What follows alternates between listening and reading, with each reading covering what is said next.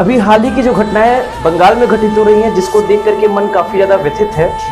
और मैं क्या ही बताऊं आपको कि कुछ ऐसे वीडियो सामने आ रहे हैं जिसको देख करके हमारा रूह कांप जाता है। समस्या इस बात की है कि इतना सारे घटनाओं को घटने के बाद जहां पर खुलेआम लोगों को काटा मारा चल रहा है, इसके साथ साथ में सीधे सीधे बहन बेटियों के साथ दुष्कर्म किए जा रहे हैं, एक दूसरे के घर में तोड़फोड़ किया जा रहा है, मंदिरों को जलाया जा रहा है। वैसे कहने को तो कुछ लोग कहेंगे आप एक शिक्षक हैं और ये राजनीतिक बातें हैं, इसमें आपको जो है हस्तक्षेप नहीं करने चाहिए, लेकिन समाज में एक शिक्षक होने के नाते भी मेरा एक परम कर्तव्य दायित्व होता है कि समाज में क्या सही और क्या गलत है, इसके बारे में मैं अपने खुल करके अपने विचारों को रख सकूं। और आज जिस तरीके की घटनाएं घटित हो रही हैं, बिल्कुल ये समाज में बहुत ही गलत हो रहा है। और ये जो एक कौम के लोग जिस तरीके से अत्याचार कर रहे हैं और वहाँ की राजनीतिक पार्टियां हर लोग जो है मुंह पे ताला लगा के बंद करके रखे हुए हैं, ये बहुत ही गलत है। और सबसे बड़ी चीज है, इसके पीछे भी जो घटनाएं आज घटित हो रही हैं, इसके पीछे जिम्मेदार भी कहीं ना कहीं हम ही लोग हैं। मैं बार बार अपने संस्कृति की बात करता हूँ।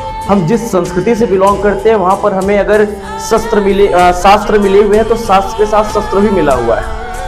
आप किसी भी भगवान के फोटो को देखिए तो वहां पर अगर उन्होंने धर्म की बात बताई होगी, अगर उन्होंने ग्रंथ को लेकर रखा होगा, तो उनके हाथ में आपको भाला भी मिलेगा, उनके हाथ में तलवार मिलेगा, उनके हाथ में गदा भी मिलेगा। और बंसी बजाने वाले कन्हैया, जो आज जिनको वो विश्व में फेमस है ना भाई, कि बचपन से वो बंसी बजाते थे, अगर ये राक्षसों का भरा हुआ परिवेश अगर इतना ही अच्छा रहा होता तो आज बंसी बजाने वाले कन्हैया को सुदर्शन ना उठाना पड़ता। तो आज अगर अपने अस्तित्व की लड़ाई हमको लड़ना पड़ रहा है तो कब तक भागेंगे और कहां से भागेंगे? कश्मीर से भाग गए, पाकिस्तान ले लिया गया, बांग्लादेश चला गया, अफगानिस्तान चला गया। यानी कहने का मतलब यह है कि हर चीज तो हर प्रांत को छोड़े चले जा रहे हैं। फिर आप बंगाल छोड़िए, केरला छोड़िए, और ऐसे ऐसे करके एक एक प्रांत छोड़ते चले जाएंगे। और अब से भी अगर जगना अगर शुरू कर दीजिए, एक होकर के, एकजुट होकर के, अगर आप तुरंत पुरजोर होकर के, और सिर्फ राजनीतिक पार्टियों के भरोसे होकर के नहीं, अपनी अस्तित्व की लड़ाई स्वयं लड़िए।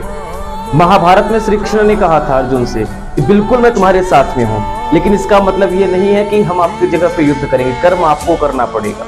मैं तुम्हारे साथ हूं, लेकिन युद्ध लड़ो और युद्ध लड़ करके उसमें जीत हासिल करो। और आज समस्त लोगों को एकजुट होकर के इसका जिस तरीके से अगर ईंट का जवाब पत्थर से देना पड़े, तो बिल्कुल उसके लिए भी आपको आगे आना चाहिए, बिना डरे, निसंकोच।